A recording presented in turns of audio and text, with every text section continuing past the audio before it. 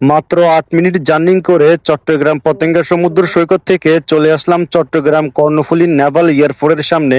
Airport যাওয়ার সময় রাস্তাগুলো দেখেন কতটা অসাধারণ, অবশ্যই আপনারা আমার স্ক্রিনের মধ্যে রাস্তাটা দেখে বুঝতে পারতেছেন। তো যারা যারা চট্টগ্রামের মানুষ আছেন তারা তারা অবশ্যই এই রাস্তা দিয়ে একবার না হলে একবার আপনারা এয়ারপোর্ট কিংবা চট্টগ্রাম নেভাল ঘুরতে গেছেন, তারা অবশ্যই উপভোগ করতে পারছেন আসলে এই রাস্তাটার সৌন্দর্য। তো যাই হোক, আমি চলে আসলাম চট্টগ্রাম এয়ারপোর্টের সামনে মাত্র 8 মিনিট জার্নি করে চট্টগ্রাম পতেঙ্গা থেকে। আসলে আমার থেকে ঘুরতে খুবই ভালো লাগে, তাই আর কি সাইকেল দিয়ে ঘোরাফেরা করি এবং সেগুলো ভিডিও করে আপনাদের মাঝে আপলোড করি। তো আপনি কখনো চট্টগ্রাম পতেঙ্গা সমুদ্র সৈকত কিংবা চট্টগ্রাম কর্ণফুলী নেভাল আসছেন কিনা অবশ্যই এই ভিডিওর কমেন্টস বক্সে কমেন্টস করে জানাবেন। আর আপনি কোন জেলা থেকে আমার এই ভিডিওটি দেখতেছেন সেটা অবশ্যই এই ভিডিওর কমেন্টস বক্সে কমেন্টস করে জানাবেন। তো অবশেষে আমি চলে আসলাম আপনার চট্টগ্রাম নেভালের। অবশ্যই আপনারা আমার স্ক্রিনে দেখতেছেন দৃশ্যটা আসলে কতটা সুন্দর। এখানে দৃশ্যটা আমার থেকে খুবই ভালো লাগছে এবং আগে এমন ছিল না, আগে অন্যরকম ছিল, কিন্তু এখন মানে অনেকটা আপডেট করছে এবং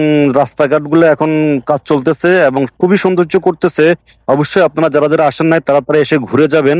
তো আপনাদের দাওয়াত রইলো। আর অবশ্যই যদি আসেন বা চট্টগ্রামের ভিতরে যদি কেউ থেকে থাকেন আমার সাথে দেখা করবেন, তাহলে অবশ্যই আমাকে কমেন্টস করে জানাবেন, আমি দেখা করবো আপনার সাথে ইনশাল্লাহ। তো যাই হোক, আজকের এই ভিডিওটি এতটুকুই। ভিডিওটি আমি 8 মিনিট রেকর্ড করছি, কিন্তু ওইখান থেকে কেটে ছিঁড়ে আপনাদের মাঝে অল্প কিছু অংশ আপলোড করলাম। তো সবাই ভালো থাকবেন। ভিডিওটি কে কোন জায়গা থেকে দেখতেছেন অবশ্যই জানাবেন।